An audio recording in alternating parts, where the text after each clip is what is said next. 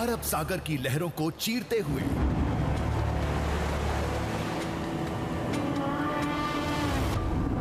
समुद्र में सीना ताने चट्टानों से दो दो हाथ करके। ये दो आपको पठार नजर आ रहे हैं और इनके बीच से अब हमारी बोट निकल रही है। तो खतरनाक भी है।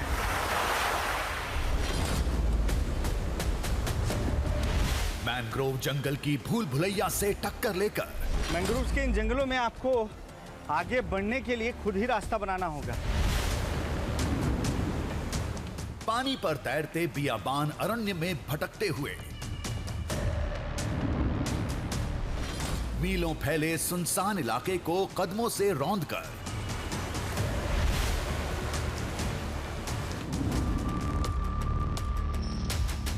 एकांत में पड़े खंडहरों से सिर लड़ाकर अब ये किला समुद्री सतह पर मौजूद है, तो आप समझ सकते हैं कि समुद्र की तेज लहरें कुछ भी यहां पर टिकने नहीं दे रही।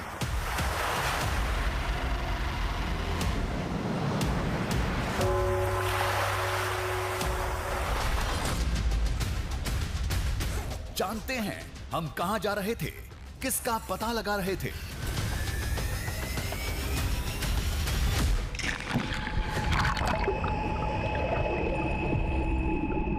दिल में बेचैनी लिए, आंखों में तूफान समेटे, धड़कते दिल के साथ हम खोज रहे थे समुद्र में डूबी श्री राम की पौराणिक नगरी के अवशेष।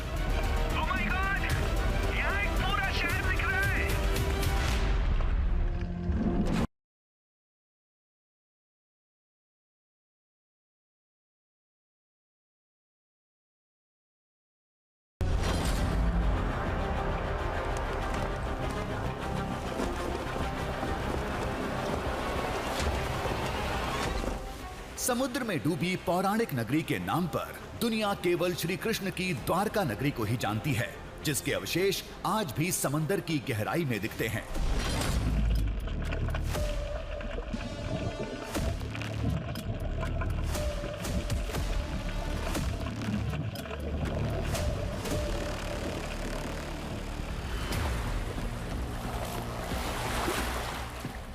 द्वारका जैसी श्री राम की भी कोई नगरी थी जो समंदर में डूब गई थी, ऐसा तो हमने कभी नहीं सुना था।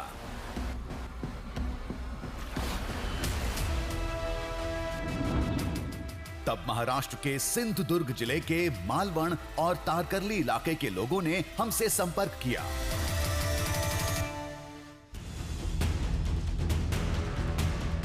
सबने कुछ ऐसी बात बताई कि हमें यकीन नहीं हुआ। कहते हैं इस समुद्र की तह में 7000 साल पुरानी रामायण काल की श्री राम की एक नगरी दबी पड़ी है। अगर द्वारका मिल सकती है तो ऐसे पुराण के जो कोई अवशेष है वो किधर भी मिल सकते हैं ना। लेकिन मानते हैं हम लोग, समुद्र के नीचे एक शहर बसा हुआ है, वो आज भी वहां पे तपस्या कर रहे हैं। अगर ये सब सच है तो ये हो सकता है ना, क्यों नहीं हो सकता है? मतलब यहाँ नगरी होगी, हो सकता है।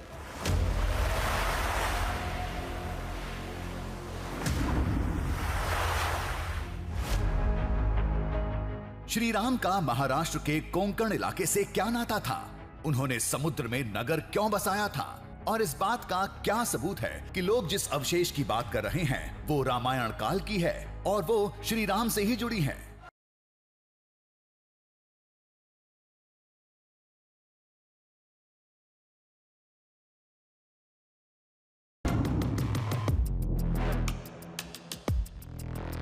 इस बड़ी खोज की शुरुआत एक बेहद मामूली जानकारी से हुई थी, जिसे देखने और समझने हम अरब सागर में बढ़ते जा रहे थे।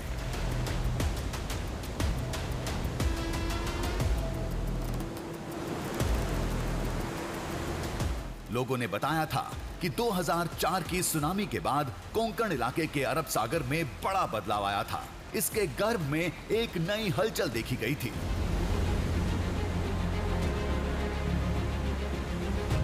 ये अरब सागर है, लेकिन ये अरब सागर अब पहले जैसा नहीं रहा। 2004 में इसमें काफी परिवर्तन आए। दरअसल 2004 में जब सुनामी आई तो इस अरब सागर के भीतर बहुत हलचल हुई थी और बताया जाता है कि उसी हलचल के बाद इस अरब सागर में इस जगह पर एक मूर्ति निकली है जो देखने में किसी साधु की मूर्ति की तरह नजर आती है। लोगों का मानना है कि यह महज संयोग नहीं है बल्कि किसी बड़ी पौराणिक घटना और उससे जुड़े तमाम साक्ष्य के संकेत हैं। जो भी हो हम पता लगा लेंगे, लेकिन पहले यह जानना जरूरी है कि ऐसा दावा सच है भी या नहीं। क्या कोई मूर्ति यहाँ मौजूद है या ये महज कोरा दावा है?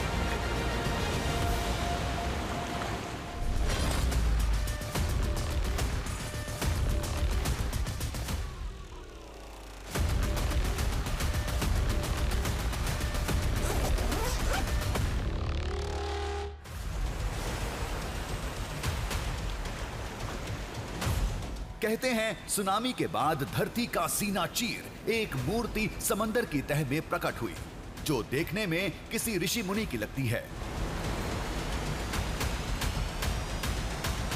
बताते हैं कि नीचे एक मूर्ति है। आप लोग तो स्कूबा करते हैं ना, तो आप लोगों ने देखा तो है कभी? हाँ देखा है ना, रोज देखते हैं। रोज जब स्कूबा करते हैं तब देखते हैं।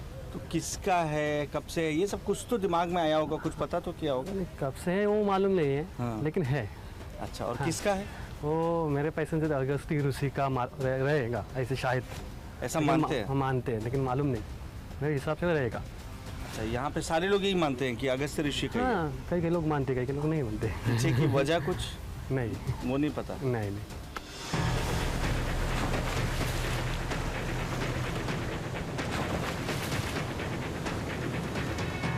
लोगों के इस विश्वास की क्या वजह थी? अगस्त्य मुनि का इस इलाके से, इस सागर से क्या नाता था? फिर सोचा पहले नीचे जाकर देखते हैं वहां कोई मूर्ति है भी या नहीं। कहीं किसी चट्टान के आकार को प्रतिमा का नाम तो नहीं दिया जा रहा। अब हम पूरी तरीके से तैयार हो चुके हैं। आपने पहले कितने बार भी स्कूबा किया हो, समुद्र के भीतर गए हो, ये मायने नहीं रखता है। हर बार नए चैलेंजेस होते हैं और इस बार समुद्र के कितने नीचे जाना है ये मुझे भी नहीं मालूम है, क्योंकि हमारा पहला लक्ष्य है उस मूर्ति तक पहुंचना। तो आइए पहली डाइव यहाँ लगाई जाएगी।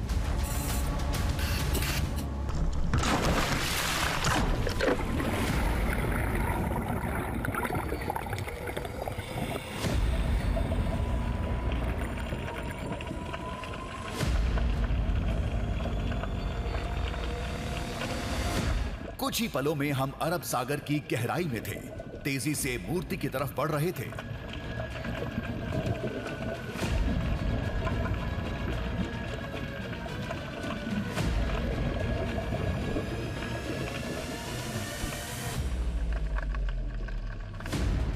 इस दरमियान समंदर की रंगीन दुनिया से सामना हुआ।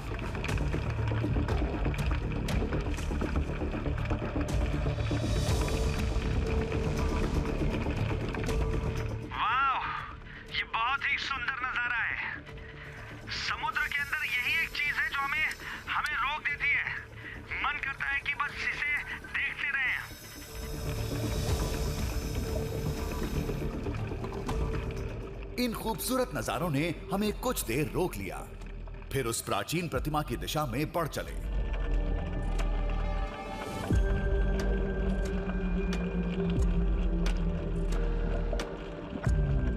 थोड़ा और आगे बढ़े तो उस प्रतिमा की पहली झलक मिली।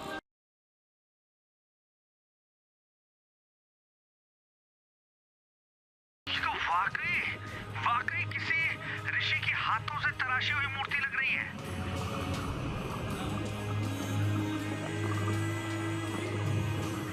यानी लोग सही बता रहे हैं। कहते हैं कि ये पहले यहाँ नहीं थी। 2024 में जब सुनामी आई उसके बाद से ये जमीन के अंदर से निकलने के बाद यहाँ स्थित है।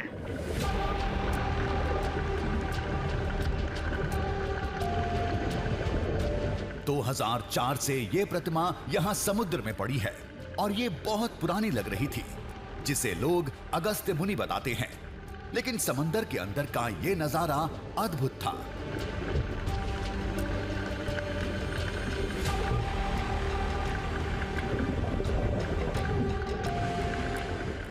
मूर्ति से थोड़ा दूर एक और अवशेष पड़ा था।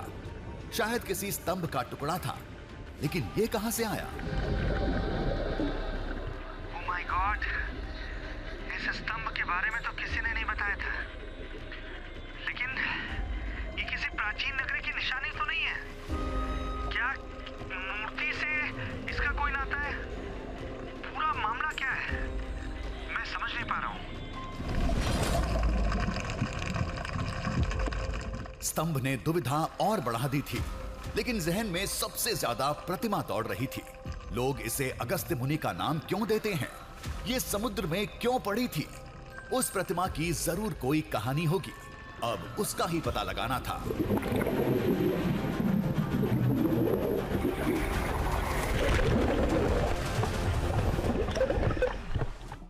पानी में करंट बहुत बढ़ चुका है। ये उस वक्त होता है जब ज्वार भाटा यानी हाई टाइड लो टाइड की स्थिति हो। हम निकल गए हैं और यकीन मानिए मैंने अपनी आंखों से वो मूर्ति नीचे देखी है और वाकई ऐसा लग रहा है कि कोई ऋषि मुनि बैठे हुए हैं। ये तो वाकई किसी ऋषि के हाथों से तराशी हुई मूर्ति लग रही है।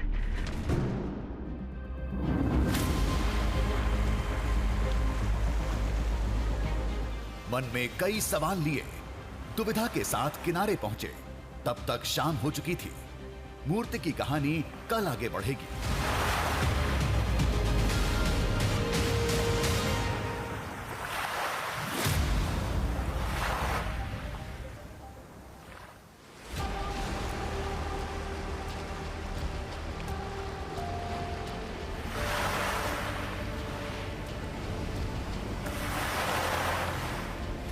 अगले दिन हम उस प्रतिमा की पड़ताल में जुट गए।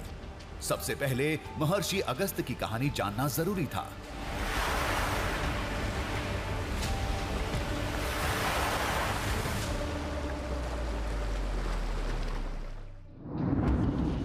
जो सप्त ऋषियों में सबसे प्रतिष्ठित माने जाते हैं। इनका एक आश्रम गोदावरी नदी के किनारे दंडक वन में भी था, जहां वनवास के दौरान श्री राम से इनकी मुलाकात हुई थी। अगस्त्य ऋषि ने श्री राम को कई दिव्यास्त्र दिए थे, जो लंका युद्ध में श्री राम के लिए काफी मददगार साबित हुए थे। एक पौराणिक कथा के मुताबिक महर्षि अगस्त्य ने एक बार समुद्र का पूरा पानी पी लिया था।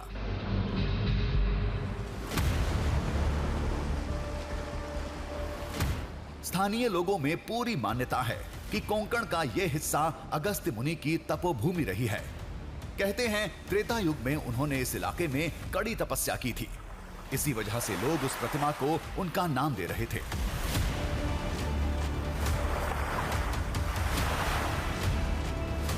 कोई लोग बोलते हैं कि वो अगस्त्य ऋषि की मूर्ति है, कोई लोग बोलते हैं कि हमें नहीं पता, क्योंकि कैसा है अभी अपने को कैसा मालूम नहीं। हम बचपन से देखते आए हैं वो सब कि वहाँ मूर्ति है। यहाँ स्कूबा डाइविंग 10-12 साल से चालू है, तो हमने जब से डाइविंग करना स्टार्ट किया तो तब से हम देखते हैं कि अंदर एक मूर्ति है।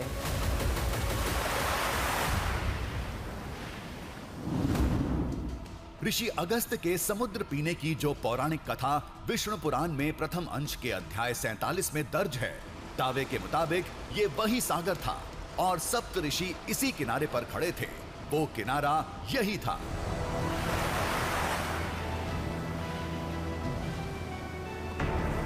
बताया जाता है कि उन्हें समुद्र में एक खास साधना करनी थी, तो देवताओं ने इस सागर का पता दिया।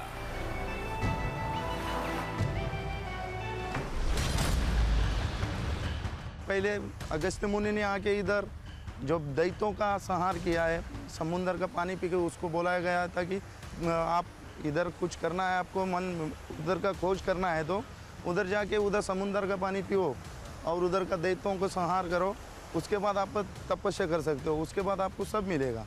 इसलिए अगस्त्य मुनि ने आके इधर पानी पिया समुद्र का और दैत्यों का संहार किया। सिंधुदुर्ग की लोक कथा के मुताबिक अगस्त्य मुनि यहां आए, पूरे समुद्र को खाली कर दिया। अंदर से दैत्यों की सेना निकली, जिनका वध कर दिया गया। लेकिन राक्षसों का वध करने वाले अगस्त्य मुनि नहीं, भगवान परशुराम थे।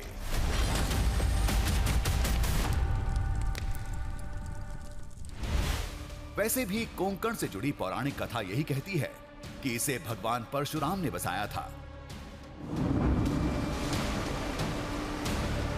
ये तो हो गई मान्यताओं और दावों की बात, लेकिन एक सच्चाई तो हमारे सामने थी। 2004 के बाद से इस पूरे इलाके में काफी बदलाव आए हैं।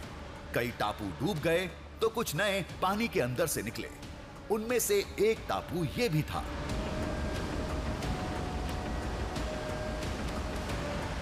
हालांकि आसपास भी ऐसी कई जमीन निकली थी, लेकिन बाद में तूफान की वजह से उनमें से कई आइलैंड आज मौजूद नहीं हैं। अब ये क्यों हमारे लिए महत्वपूर्ण प्रमाण है, ये भी समझिए।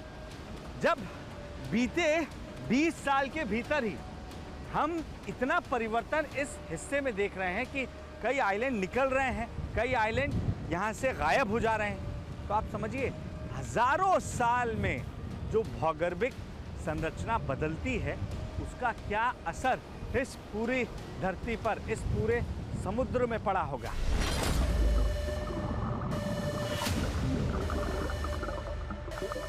क्या उस मूर्ति का सामने आना इसी बदलाव का हिस्सा था?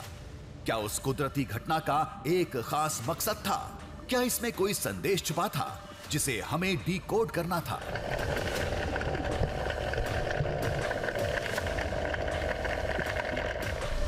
रही बात अगस्त्य ऋषि की, तो उनका इस इलाके से क्या, पूरे महाराष्ट्र से गहरा नाता है।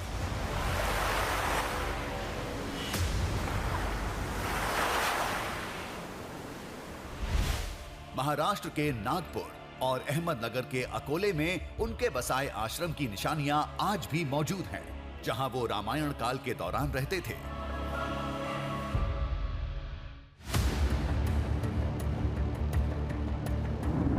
इतने सारे तथ्यों से ये मानने में थोड़ी सहूलियत हो गई थी कि समुद्र में डूबी प्रतिमा महर्षि अगस्त्य की हो सकती है। लोगों को लगा अब हम संतुष्ट होकर चले जाएंगे, लेकिन अभी प्रतिमा की पूरी पिक्चर बाकी थी।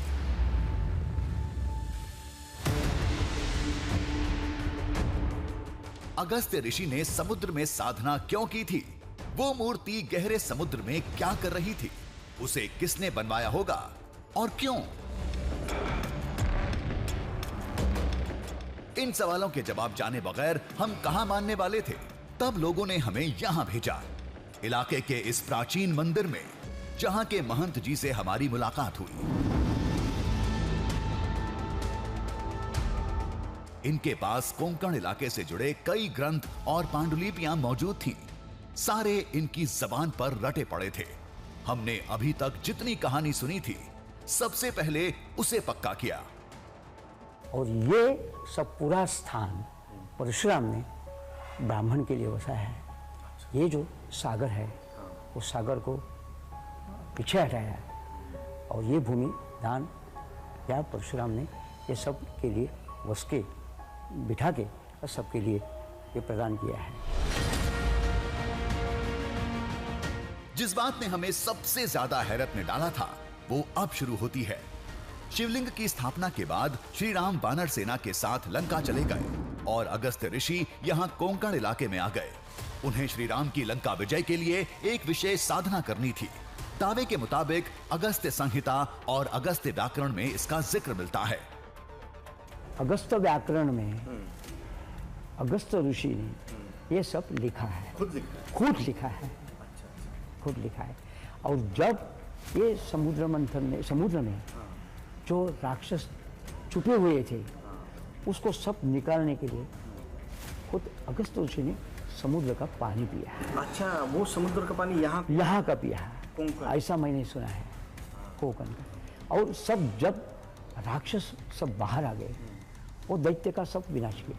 वो खाली एक प्रभु रामचंद्र के विजय के लिए, ऐसा मैंने सुना है कि बाद में ये सब पूरा पानी पीने के बाद जो सब भूमि यहाँ थी, वहाँ नगर बसाया है। तो इसका उद्देश्य पूजन पाठ हवन क्या था? नहीं, इसका पूरा उद्देश्य यही था कि प्रभु रामचंद्र का विजय।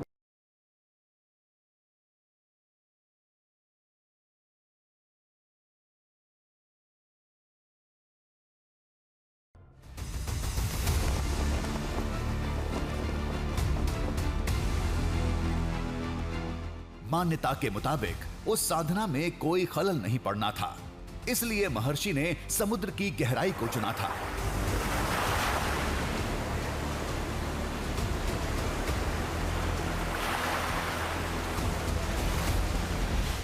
पहले उन्होंने समुद्र का पानी पीकर उसका एक हिस्सा खाली किया।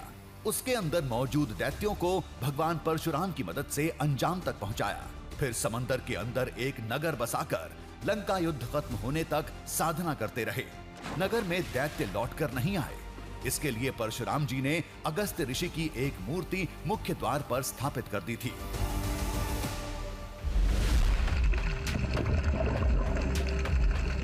दावे के मुताबिक ये वही त्रेता युग की अगस्त्य ऋषि की प्रतिमा थी।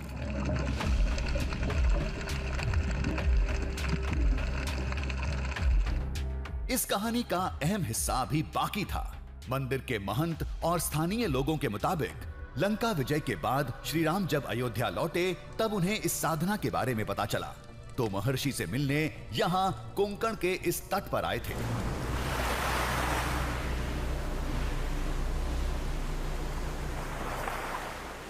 ये बात सही है कि कोल्हापुर से आगे से अजरा से यहाँ प्रभु रामचंद्र का पैदल से प्रवास हुआ है।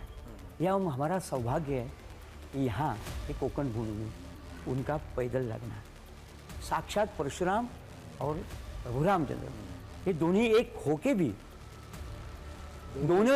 भी ये प्रभु रामचंद्र और परशुराम दोनों की भूमि में पैदल रखे और हम यहाँ जन्म लिए, तो हमारा बहुत सौभाग्य है। उन्हें धन्यवाद देने के लिए जब इस मालवन में पहुंचे थे तब उन्होंने जिस शिवलिंग की पूजा अर्चना की उसे राम के ईश्वर यानी रामेश्वर के नाम से जाना गया, और ये वही मंदिर है। माना जाता है कि ये त्रेता युग से आज तक इसी स्थान पर ऐसे ही मौजूद है।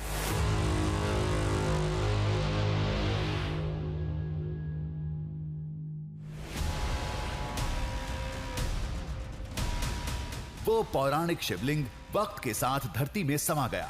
फिर उसके ठीक ऊपर इस शिवलिंग को शिवाजी महाराज ने स्थापित किया था।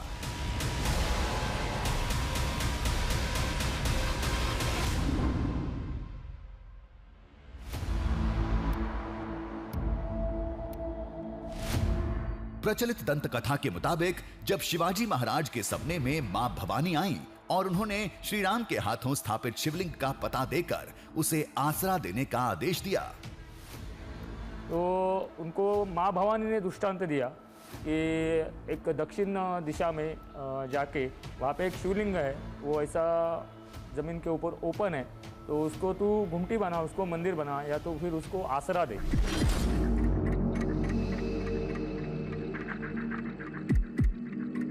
इसके वजह से छत्रपति शिवाजी महाराज अपने मावलों के साथ यहाँ पे आए। उन्होंने शिवलिंग ढूंढा तो उनको शिवलिंग यहाँ पे मिला और उन्होंने उसके ऊपर बाद में फिर एक घुमटी जैसा आकार बनाया, यानी कि मंदिर की रूपरेखा बनाई उन्होंने।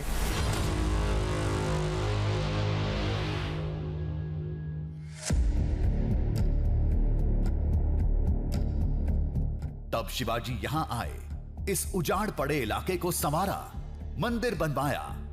धरती में समा चुके श्री राम के शिवलिंग के ऊपर एक और शिवलिंग की स्थापना की। पूजा करने के बाद वो सिंधुदुर्ग जो है, जिसे आज आप किले के रूप में देख रहे हैं, इसका निर्माण कार्य भी सफल हुआ। पूजा करने के पश्चात ये जो गर्भगृह के ऊपर का हिस्सा आप देख रहे हैं, ये माना जाता है कि खुद छत्रपति शिवाजी महाराज ने पूजा के बाद यहाँ निर्माण करवाया था।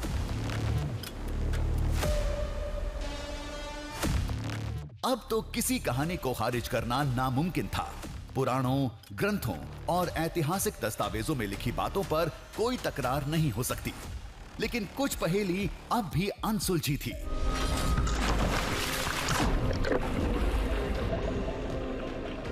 अगर वो प्रतिमा अगस्त्य ऋषि की है और उन्होंने समुद्र में राम के नाम का नगर बसाकर साधना की, तो क्या उस मूर्ति की तरह उस नगर के अवशेष समुद्र के किसी कोने में पड़े हैं? तो वाकई किसी ऋषि के हाथों से तराशी हुई मूर्ति लग रही है। प्रतिमा के पास हमें स्तंभ का जो टुकड़ा दिखा था, क्या वो उसी पौराणिक नगर का हिस्सा था? ओह माय गॉड, बट इस स्तंभ के बारे में तो किसी ने नहीं बताया था। ये किसी प्राचीन नगरी की निशानी तो नहीं है। लेकिन हम तो उस मूर्ति के इलाके में बहुत देर तक थे, कुछ और तो नहीं दिखा था।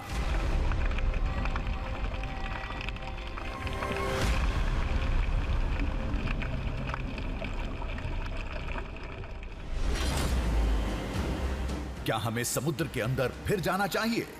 क्या हमें उस पौराणिक नगरी के अवशेष मिलेंगे? अगर द्वारका मिल सकती है तो ऐसे पुराण के जो कोई अवशेष है वो किधर भी मिल सकते हैं ना। लेकिन मानते हैं हम लोग, समुद्र के नीचे एक शहर बसा हुआ है, वो आज भी वहाँ पे तपस्या कर रहे हैं। अगर ये सब सच है तो ये हो सकता है ना, क्यों नहीं हो सकता है? मतलब यहाँ नगरी होगी, हो सकता है।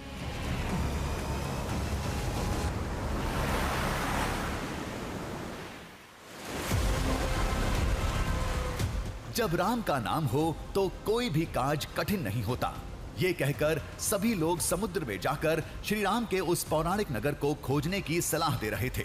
लेकिन हमें ये समझ में नहीं आ रहा था कि इस विशाल अरब सागर में हम जाएं तो किधर जाएं, कौन सी दिशा का रुख करें। तभी हमें एक धाम का पता चला जहां अगस्त्य ऋषि की स्थानीय देवता के रूप में सदियों से पूजा होती चली आ रही है।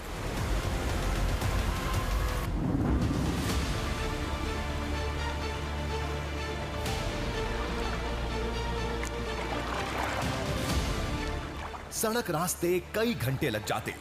समुद्र किनारे मैंग्रोव्स जंगल से एक छोटा जलमार्ग वहां तक जाता है।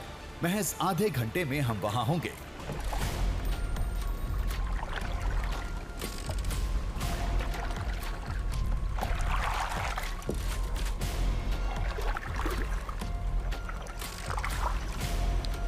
हम जिस जगह पर पहुंच रहे हैं मैंग्रोव्स के ये जंगल है।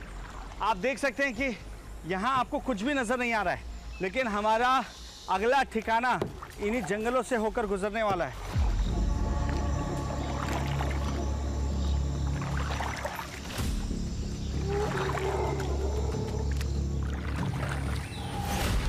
कहते हैं अगस्त्य मुनि ने वहां शिव साधना की थी। तब से इलाके के लोग समुद्र और प्रकृति देवता के तौर पर उनकी पूजा करते हैं। वो मछुआरों और जंगल के रक्षक माने जाते हैं। मैंग्रोव्स के इन जंगलों में आपको आगे बढ़ने के लिए खुद ही रास्ता बनाना होगा, क्योंकि यहाँ पर आपको समझ नहीं आएगा कि आखिर किस रास्ते आप जाएं, और आप हो सकता है कहीं फंस भी सकते हैं। यही वजह है कि आपको हर समय चौकन्ना रहना ज़रूरी है।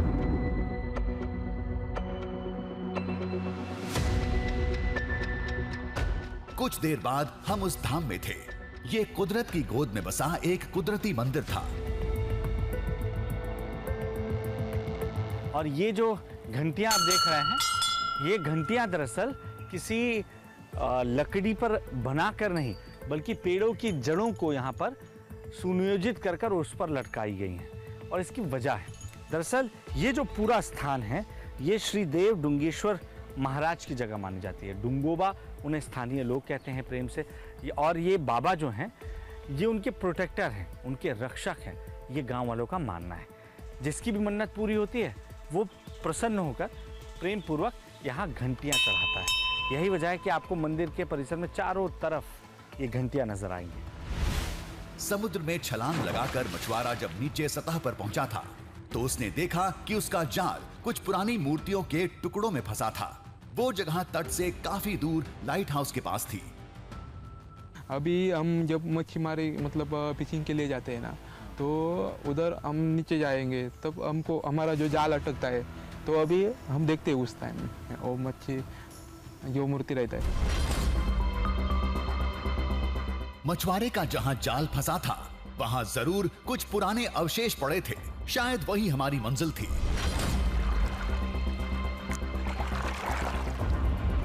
अब ठोस जानकारी के साथ हमारे पास नक्शा भी था। कल सुबह खोजी अभियान शुरू होगा।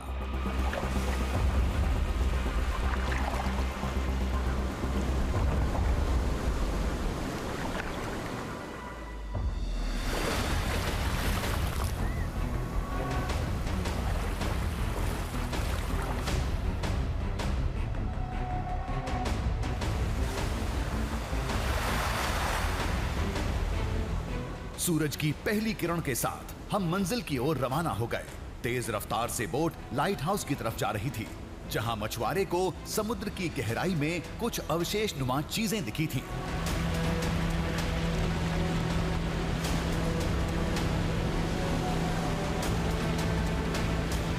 जैसे जैसे हम आगे बढ़ रहे हैं, ये रास्ता और खूबसूरत हो रहा है। जो दृश्य मैं देख पा रहा हूँ, ये बेहद शानदार है।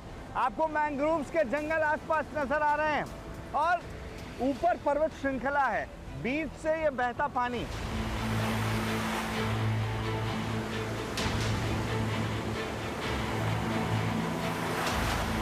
मछुआरे ने जो देखा था वो क्या था? क्या मूर्तियों के वो टुकड़े श्री राम की पौराणिक नगरी के अवशेष थे?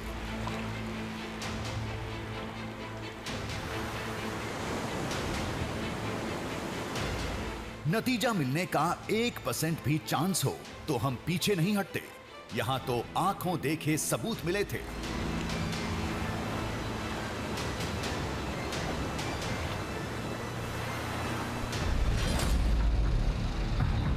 तभी हमें उस टापू की पहली झलक मिली जिस पर लाइट हाउस था, जिसके नीचे अवशेष होने का दावा किया जाता है।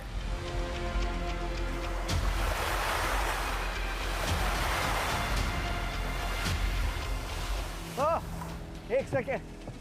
हाँ, देखिए, अरब सागर में तकरीबन 30 किलोमीटर का सफर तय करने के बाद हमारी अगली मंजिल हो, हमारा अगला पड़ाव मुझे सामने नजर आ रहा है। पहली झलक उसकी देखने को मिल रही है। वो सामने जो आइलैंड नजर आ रहा है, वही वो दृश्यम छिपा हुआ है।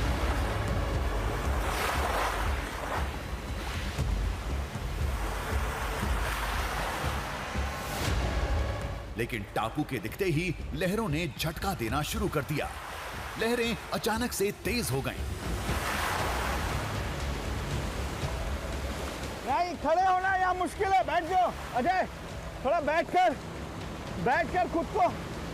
खुद को सेफ रखो।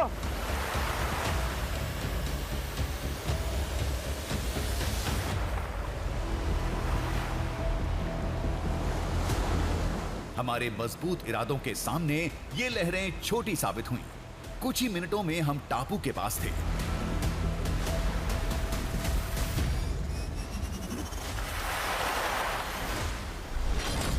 यहां 2 आइलैंड थे। एक पर पुर्तगाल के समय का लाइट हाउस था और दूसरे पर ब्रिटिश काल का।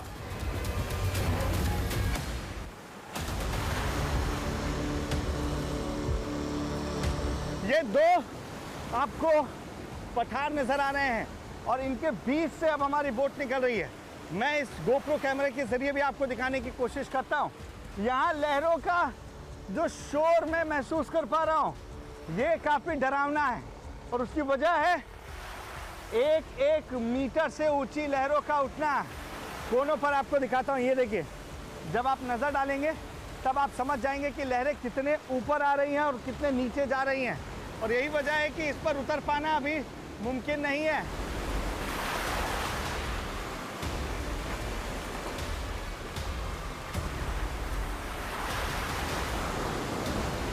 लेकिन जब आप इसके बीच से गुजर रहे हैं तो ये वाकई खूबसूरत नजर आ रहा है।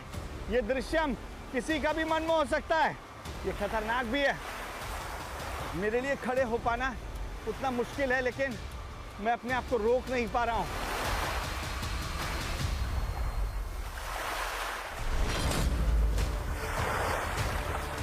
लहरें बहुत तेज थीं। बोट का एक जगह टिकना मुश्किल था।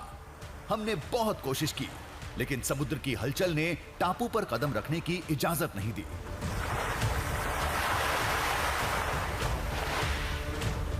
लेकिन हम इस रास्ते से नहीं जा सकते। वजह यह है कि लहरें काफी तेज हैं और जो भी यहाँ पर कूदने की कोशिश करेगा, आप देखिए, इन लहरों के साथ ऊपर इन चट्टानों से टकरा सकता है। हम थोड़ी दूर जाकर समुद्र में कूदेंगे और गहराई से इसके भीतर दाखिल होने की कोशिश करेंगे, क्योंकि समुद्र के नीचे ये करंट कम हो जाएगा।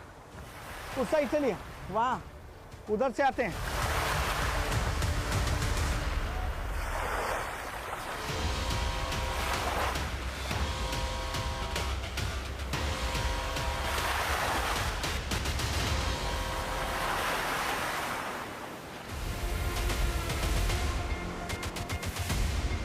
खुद को तैयार किया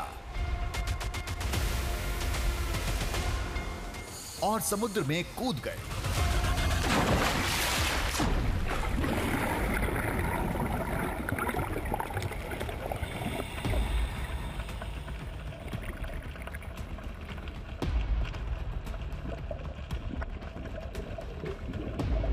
तैरते हुए हम पहले उस टापू के नीचे पहुंचे, फिर अवशेष की तलाश शुरू कर दी।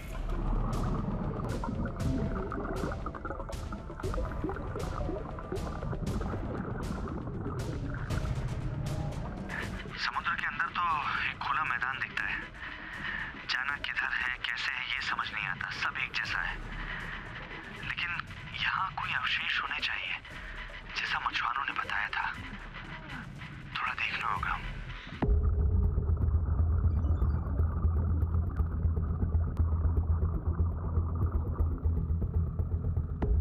समंदर के अंदर क्या ये वही इलाका था जहां अगस्त्य ऋषि ने राम नाम का नगर बसाया था?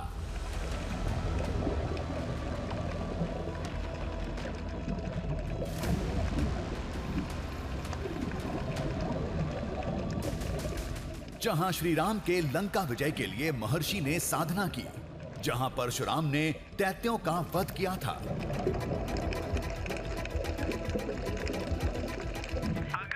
सच है, यकीन मानिए हम इस वक्त रामायण काल के समुद्र संसार में तैर रहे हैं, लेकिन कुछ भी पक्का नहीं है। कुछ अवशेष दिखे तब समझ में आए। अपनी खोज में हम जुटे हुए थे, तभी एक अजीब सी आवाज सुनाई दी।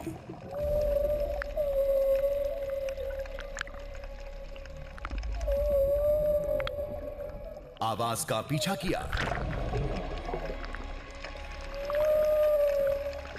तो एक अद्भुत दृश्य से सामना हुआ।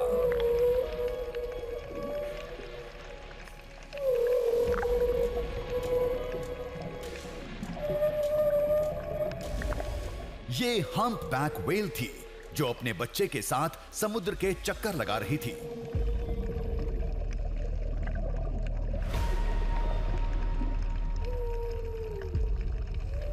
तेज आवाज बड़े व्हेल की थी, जबकि हल्की आवाज उसके बच्चे की।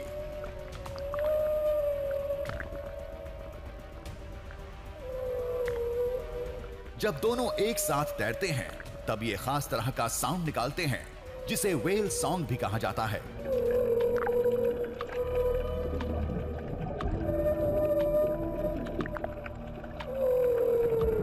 वाकई हम जो ये देख और सुन रहे हैं, ये बड़े से बड़े गोताखोरों के लिए विरले ही नसीब होते हैं।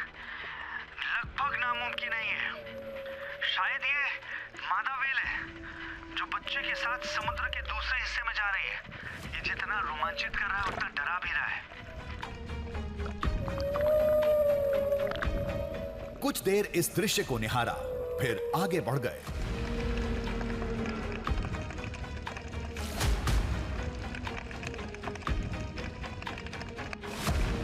आगे दो चट्टानों के बीच से एक रास्ता जाता दिखा। हम अंदर घुसते चले गए।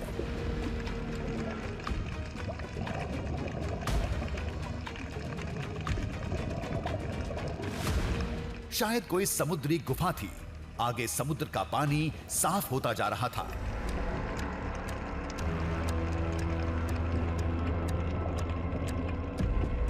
जैसे ही हम दूसरी तरफ पहुंचे, सामने कुछ दिखा।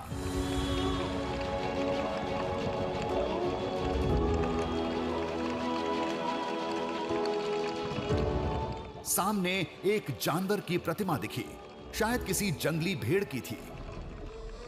देखने में तो ये बहुत पुरानी लग रही है।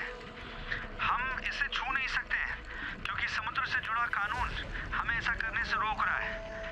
एक सेकेंड, ये क्या है? इसके पीछे देखो, इसके पीछे शेर की प्रतिमा है शायद। एक सेकेंड, इधर आओ। पास में एक और प्रतिमा थी। सामने से चेहरा तो नहीं दिख रहा था, लेकिन शेर की लग रही थी।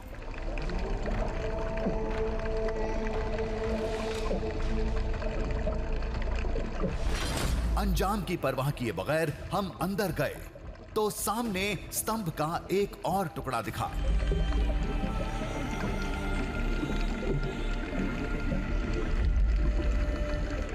जिसके आकार प्रकार पुराने समय के महलों के लग रहे थे।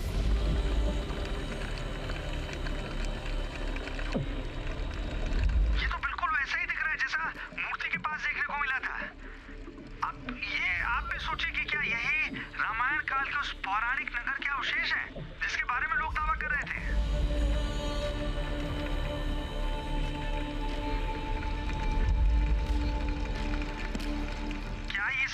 उसी समुद्र नगर की निशानी है जिसे महर्षि अगस्त्य ने श्री राम के नाम पर बसाया था। अगर ये दावा सच है, यकीन मानिए हम इस वक्त रामायण काल के समुद्र संसार में तैर रहे हैं। खास बात यह थी कि इनमें से कोई भी बुत कुदरती नहीं था, हाथ से तराशे हुए लग रहे थे। आसपास और कुछ नहीं मिला। ऑक्सीजन का सिलेंडर खत्म होने वाला था। फिर हम ऊपर सतह पर पहुंच गए।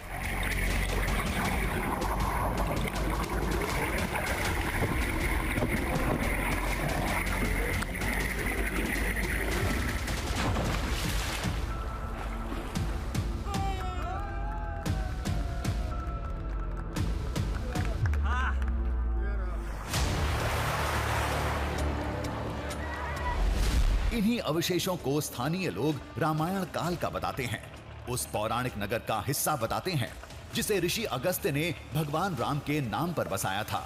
पहले ये समुद्र के अंदर धरती में दफन थे, लेकिन सुनामी की हलचल ने इन्हें बाहर फेंक दिया। कुछ युवा गोताखोरों ने इन अवशेषों को दुनिया के बड़े पुरातात्विक वैज्ञानिक के सामने लाने की कोशिश की थी।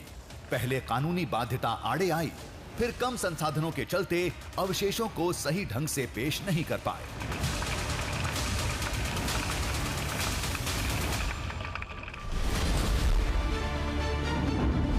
दावे को पूरी तरह खारिज भी नहीं कर सकते। भारतवर्ष में आज भी रामायण काल के बहुत से साक्ष्य मौजूद हैं, जिन्हें कार्बन डेटिंग में 7000 साल पुराना माना गया है।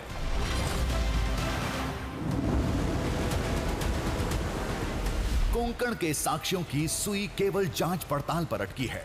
हो सकता है इलाके के लोगों की कहानी सच हो, यह भी हो सकता है कि ये किसी ऐतिहासिक महल या किले के हिस्से हों जो वक्त की मार सहते समुद्र में समा गए थे। ये आप भी सोचिए कि क्या यही रामायण काल के उस पौराणिक नगर के अवशेष हैं? लेकिन इस बहाने कोंकण इलाके के अनसुने किस्से और दृश्य दुनिया के सामने आ गए। हमारे लिए यही बड़ी सौगात थी।